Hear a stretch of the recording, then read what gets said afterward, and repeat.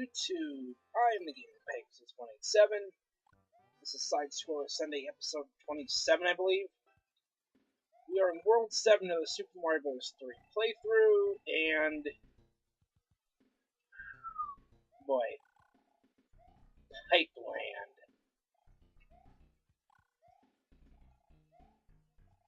You know, there were a few sticking points when I was playing this game as a kid. The first really early one was the first mini fortress in World 2. I don't know why. And then, I don't know, World 5 always sucked. A lot of the Ice World was just, a pain in the ass, just because it's that wonderful Nintendo Ice. Yeah. This, I would say, would be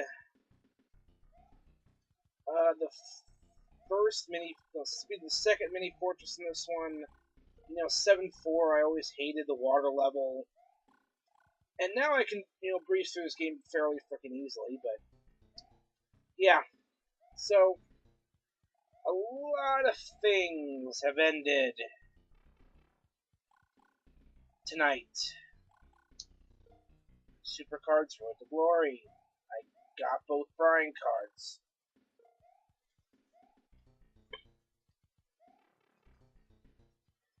And I spent some money. Oh, lordy, did I spend money. Let's see. Before the event started, I had about 4,300 credits, which I completely depleted by Saturday because I hit the wonderful wall at about 120 miles an hour, at about 166 points on Van Damme, the Survivor card. So, I had to drop to the one-pointers. And, oh, I bought bouts. I bought a lot of bouts. And just played. And played. And played. And played. Good God. But now, I get to play and play and play some more because I have a Brian Pro. I have the old Funbag Cena Fusion Pro. So, the only reason I hadn't pro'd her yet is because I need the really decent deal on my Road to Glory. Otherwise, I would have had the Pro Cena, the Legendary Pro AJ, and then a Single Survivor AJ and Single Survivor Emma. Yeah, she'd be stealing the lowest spot in my deck.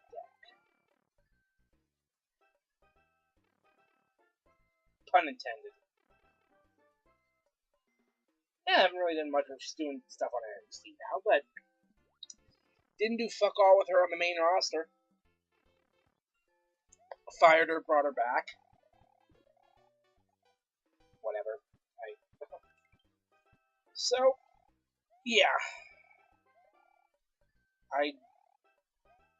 Saturday afternoon, I bought a $25 Google Play card to get 3,000 credits.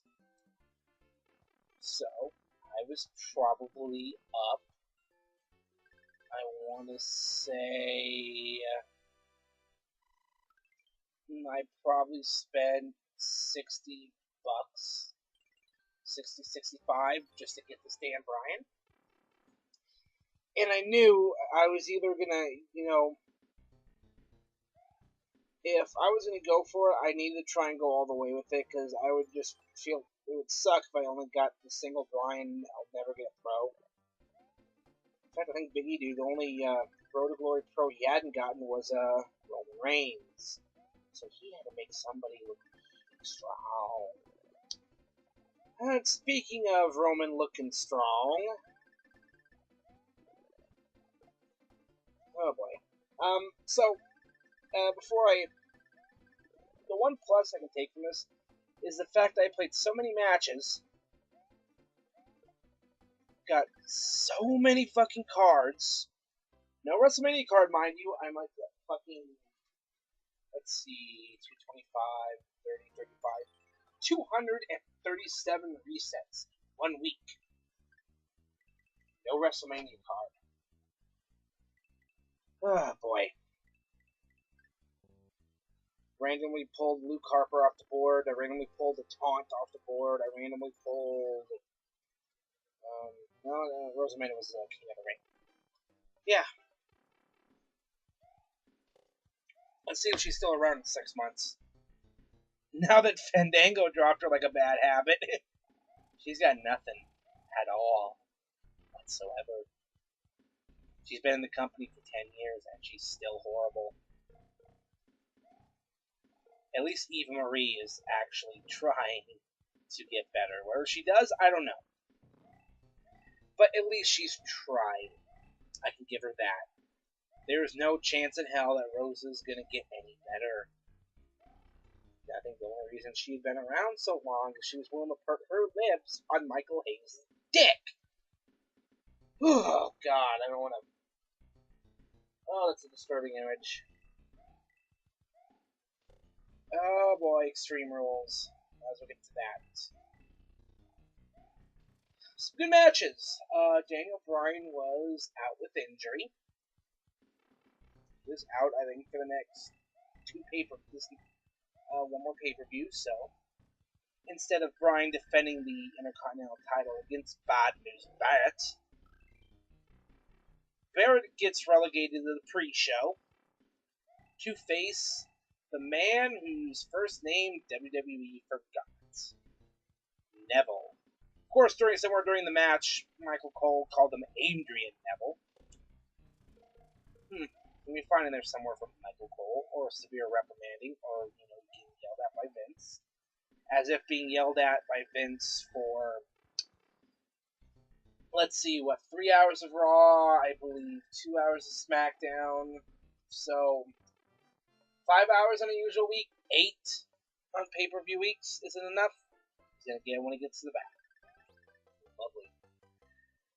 So, good match. Neville wins, which, yeah. Neville has not been buried. At all. He didn't kick out of the bullhammer like Cena did, because Cena's got to kick out of everything.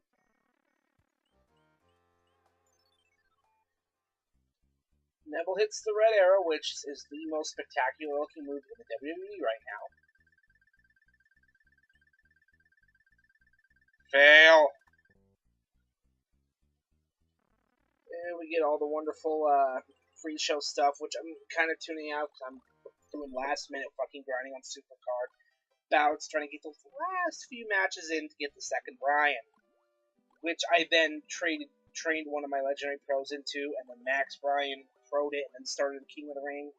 Nikki got pro'd, so I've got some stuff to rank up here in the next few days. So, yeah. Oh, I hate the stage. I really do.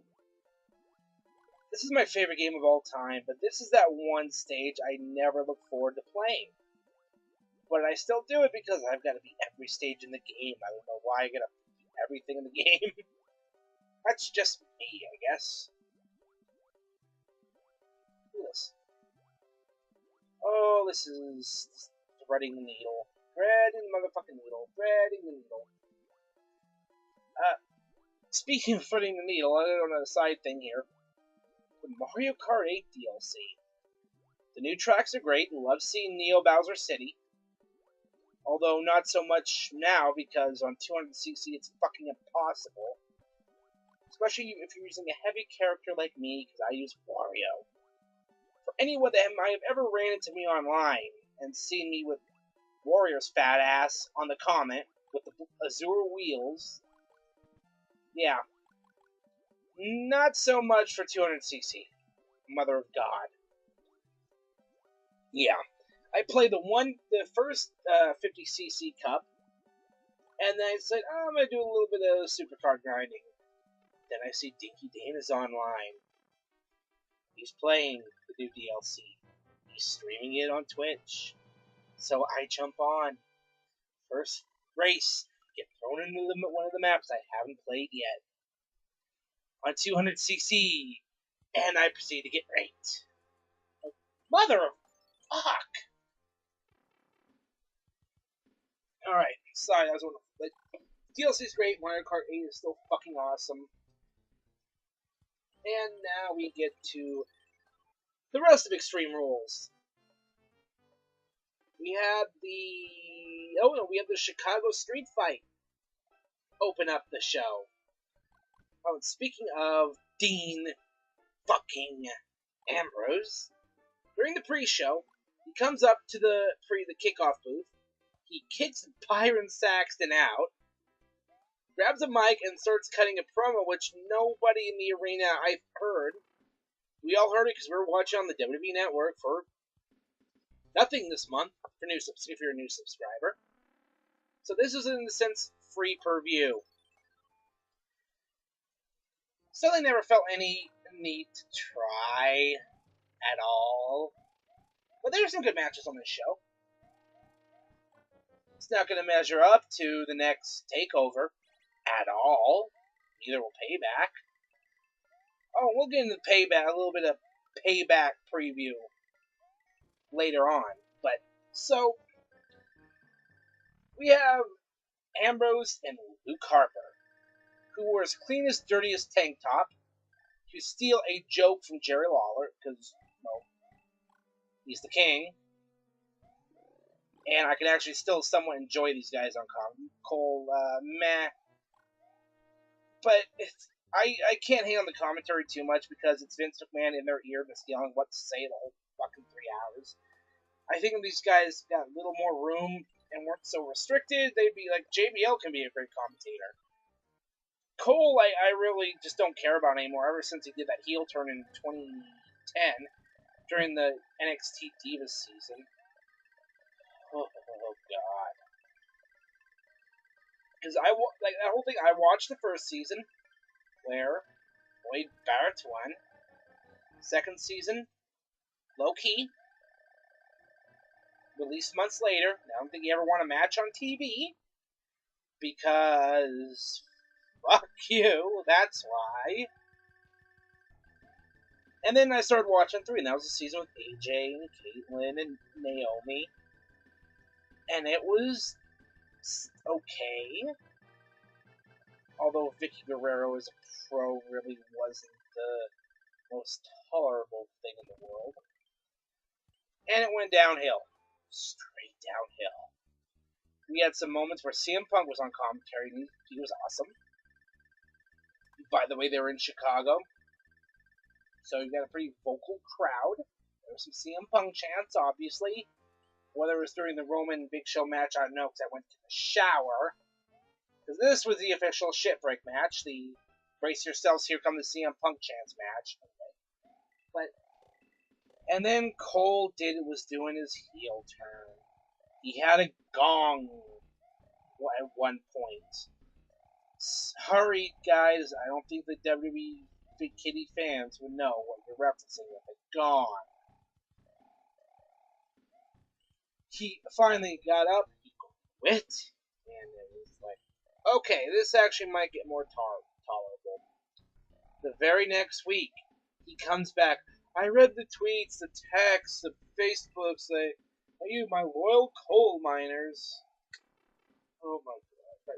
I'm getting off track here, but yeah, I stopped watching like halfway through. I stopped caring about this NXT. But then something happened, and NXT would slowly become what it is now. I mean, I watched a few episodes in May of 2013, I think. Like, right around the time, I think the Wyatts were getting ready to leave. I think the Shield had already debuted on the main roster, and they were kind of back and forth, and they were done. But yeah, now NXT is fucking awesome. Awesome every week. It's just great. Oh, man. So, anyway, Harper and Ambrose fought to a continuation. Here's what I mean by that. They fought to the back parking area. Harper gets into somebody's car. So I guess we can add Grand Theft Auto to things that are apparently best for business. Ambrose jumps in through the passenger's window, just leaps through it, and Harper drives off. cut to the commentary till they go, there's no, no countouts or disqualifications, which is true. So we go to our next matches. We got tag titles with Cesaro and Tyson Kidd, and Natalya looking unbelievably hot again, versus the Who Gives a Shit Day. The Green Day, the Great, what do they call him, the Grey Day on Twitter? Yeah, I think they call him Grey Day. The Grey Day win the titles. So it looks like they are turning these guys heel, which pretty much the fans did, because they hated this fucking gimmick. And it's not that these guys are bad, it's just that they've been giving a shitty gimmick. It's shit. Now they're trying to do something with it. Thank God. I don't know why I selected a fucking cloud there. Whatever. But, yeah. Third part of this. Oh, this is another one of those wacky levels where you actually do need to. You can run a Starman train through the whole thing. But, so, they win the tag titles. I think I'm missing something else in here. I don't know. Let's see. Yeah, the show. I'm already kind of forgetting it, but I'll look at it and get back. But, the New Day won the tag titles. They go back. I'm trying to pull up my tablet quick. They're doing their little interview thing, and then all of a sudden, here comes Harper and Ambrose fighting back from somewhere in the streets of Chicago. There was a big guy with a big beard and a titty master on the loose, fighting in the streets of Chicago. Maybe they went to go say hi to CM Punk. I don't know. So, it gets into the ring, and Ambrose finally wins a fucking match on pay-per-view for the first time since last year's Payback. First time as a singles match, Night of Champions in 2012, maybe? 2013, 2013 Night of Champions, when he retained the U.S. title. He defended at times, very rarely. So yeah, we had that. We had the Russian. No, we didn't. No, it went to, I believe. Let's see here. I got. Let's see. Oh, Ziggler defeated Sheamus in the Kiss Me Arse match. Because we can't say Kiss My Ass. See, there was two matches. So, the loser had to kiss the winner's arse. Oh, God. Ziggler wins the match. Only for Sheamus to hit him in the nuts, knock him out with a bro kick, and shove Ziggler's face into his own pasty white ass. Beautiful heel, honestly. He's like, I'm not living up to stipulation, fuck you. Oh, the Russian chain match between John Cena and Rusev. Cena wins, LOL, because fuck you. Lana got kicked off, sent to the back by Rusev because she was getting more attention from the crowd than him. Well, I can kind of see that. Rusev is a big, bulky Bulgarian, and Lana is a smoking hot woman. I can see why. And of course, part of it is the fans knew what was going to happen. Cena wins, LOL. Oh, I gotta get into this. So, the Payback stuff. Rusev is berating Lana backstage in Russian, so you have no idea what he's saying. He could be yelling at her the things he wants to do to her in bed that night. I don't know. They are actually a couple, which is hilarious. Like I'll see photos pop up online every once in a while. Then there'll be like a baseball game or something, or they're just out somewhere. You're such a bastard. I used to kid you, like bastard. Damn. Anyway, besides the point. So Lana goes to the back to the authorities' locker room. Later, we have an interview with Rusev. Lana comes in. I guess we're supposed to assume that she didn't blow Triple H. Anyway. Oh god, this is a joke on Twitter, I don't know why. Whatever, So, it's done. We get the final chapter between Rusev and Cena at Payback. Here's the shining moment of idiocy in this feud. Why wasn't this the final match? You had a way to make Rusev lose to Cena winning LOL without you actually pinning him. Now, these matches aren't really the same in WWE since, no more blood, and they kind of just haven't been. In fact, I think the last great I Quit match, as far as like WWE title ones, was probably Cena and JBL. Yeah. It's an I Quit match. Rusev, have you not paid attention to Cena's history in his I Quit matches? He never loses them. Ever. I mean, ever. Yeah, his never give up thing, yeah, he's gonna be... As I Quit matches, he never loses. Fuck.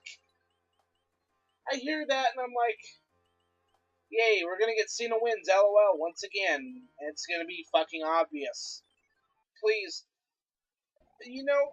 When they had, it was Miz and Cena in an I Quit match in 2011 when Miz lost the title.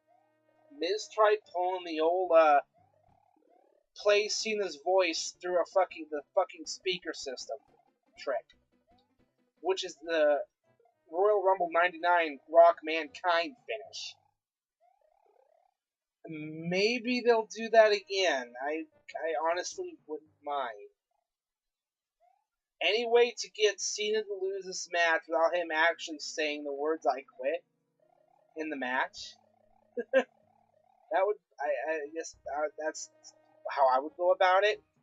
Since the match, I wouldn't book the match to fucking begin with. I actually would have probably built this up as, this is Rusev's one and only shot. Period. He loses this match, he is not getting another shot at John Cena for the U.S. title. Period. That's how it should have been done. Nope. WWE logic is not the same as proper booking logic. From Cena wins LOL using the transitive properties of his own dick, to Nikki wins LOL. Nikki defeats Naomi for the Divas title. And I don't remember the last time I gave a flying fuck about a Divas title match that didn't involve AJ or Paige. So, at this point, I'm not giving a shit. And then I'm really not giving a shit when we get Roman Reigns beating the Big Show in a last man standing match. Because Roman has to look really, really strong.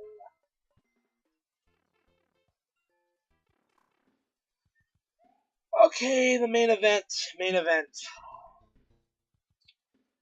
This is a good match. The second longest match on the card, because the Chicago street fight went 56 minutes, because these guys were fighting out somewhere in the streets of Chicago. They obviously couldn't get a camera guy out there. There was no one fucking following. They could have went and just visited CM Punk at a Pepsi for all we know. So, Seth Rollins escapes the cage to beat Randy Orton, where the RKO was also banned. Now, Orton's logic to doing the steel cage match is so that J&J security couldn't get in. Do you ever see the meme that, there was a meme that popped up on a different caption, it was Mercury was like, I banged Melina and Serena when Punk and Nitro weren't looking. So he's sitting like a recliner, just smug smile on his face, and I'm thinking like, really? You're like, bitch, please, we're gonna get, and they get in the cage eventually. Kane was supposed to be the gatekeeper, and he ends up chokeslamming both guys in the match. So the RKO is supposed to be banned from being used in the match. Eventually, after 2 count on Kane chokeslamming both guys and then dragging Rollins over Orton, Orton's finally had enough and he nails Kane with the RKO.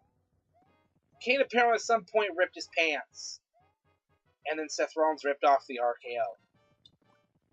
So there's this huge controversy. So Seth hits the move and he weasels his way out of the cage and retains the title.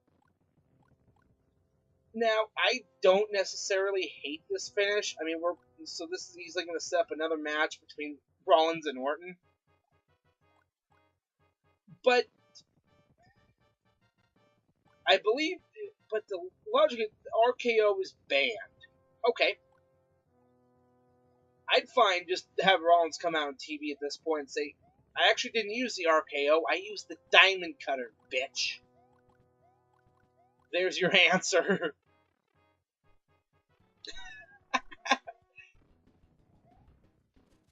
But watch, I'm calling now, there's going to be some legal mumbo-jumbo in the contract that said Randy Orton cannot use the RKO. There was no mention of that Seth Rollins couldn't use it. Oh, by the way, you remember Supercard thing? You remember when I called it on the last one?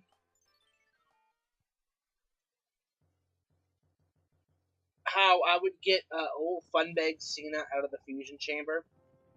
I got Funbag Cena again. Of course. Somebody go answer that fucking phone because I called it. Damn. Okay, I'm going to have my next Survivor Fusion on Saturday. I'm calling it now. It is going to be Cena.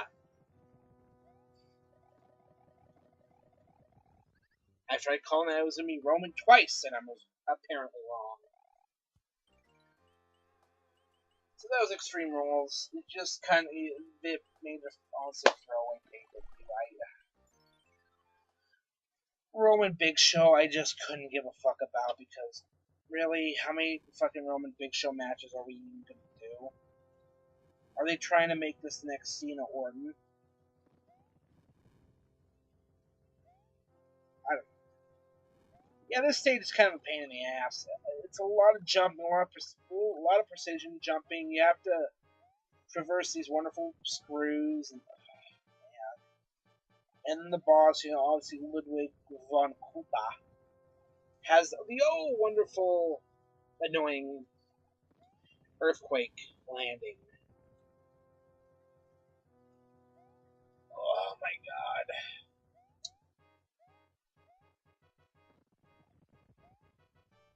So yeah. I know I probably sound tired because I've been up since grinding on Supercard all day to get these cards. Like ridiculous, and I get distracted on Facebook and shit, and I'm like, oh my god.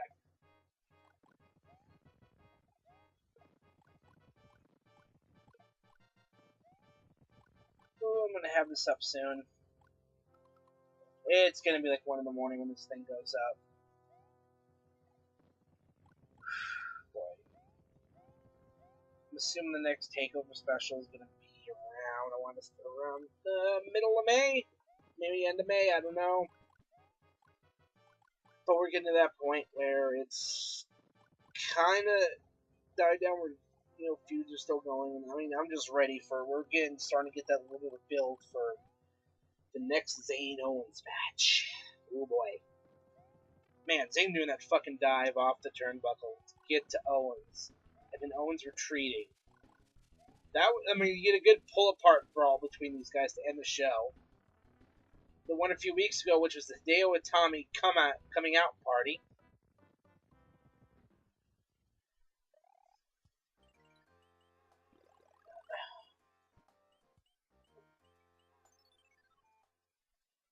Oh, good. I am tired. I had to work in the morning. Oh, goody. Boy.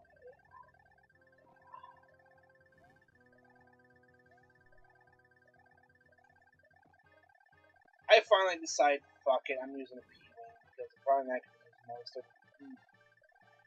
It's going to be interesting. I still have a few of them. I know where they all are. I get a lot of them. Usually, when I'm playing the straight NES port, and I'm not trying to play an emulator with a different controller, that throws me off. And then when I'm playing PS3 controller, does kind of throw me off a bit. I don't know why.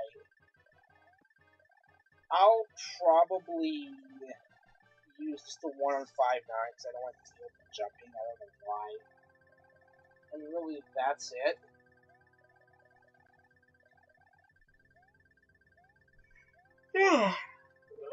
Excuse me, but I've used a few of them in this playthrough because I'm like, fuck it, I'm flying through this level. I don't care anymore. I mean, we're almost to the end of the game. One world left. Couple of tank stages. Couple of regular stages. The hand stages. And then the end.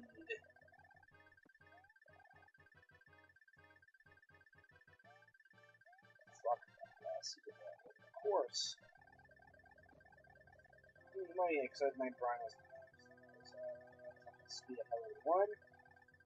That's me looking at my King of the current King of the Ring. I gotta start getting the old Brian Max. I'm doing the Diva, my Diva first because those don't come around that often. I mean, I've yet to pull another decent Survivor Diva. I mean, not even a single. That would be really good. It just like Tamina Snuka twice. Rosa.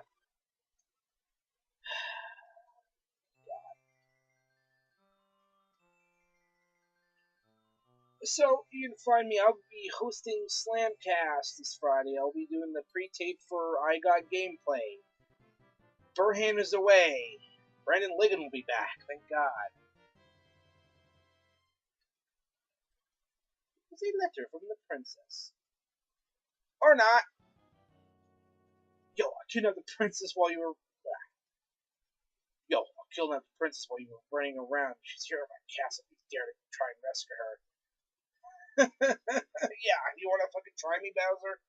I'm gonna come there, I'm gonna kick your ass. Welcome to hell. Literally, it looks like fucking hell. Pegasus out.